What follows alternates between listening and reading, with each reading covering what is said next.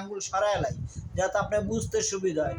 তাহলে আপনি আমার কাছে না আসতে পারলেও আমার ভিডিও দেখে আপনি হারমোনি বাজানো শিখে লাইতে পারবেন। এইখানে আসলে, এই সাথে আসলে এটা চড়াসা আর এটা লামসা, এটা নিচে সা, এটা চড়াসা, এটা একটু জোরে চিল্লাইতে, এটা একটু আস্তে চিল্লাইতে।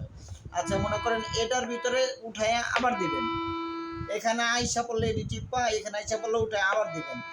সা নি ধা পা মা গা রে সা। এই যেভাবে ওই পর্যন্ত গেলাম আবার সেইভাবে আইলাম, কিন্তু আস্তে না, আস্তে আস্তে প্রথমে শিখবেন, আস্তে আস্তে বাজাইবেন, তারপর আপনার চালু করতে হবে, এটারে চালু করতে হবে আরেকটু, যেরকম সা রে গা মা পা ধা নি সা, সা নি ধা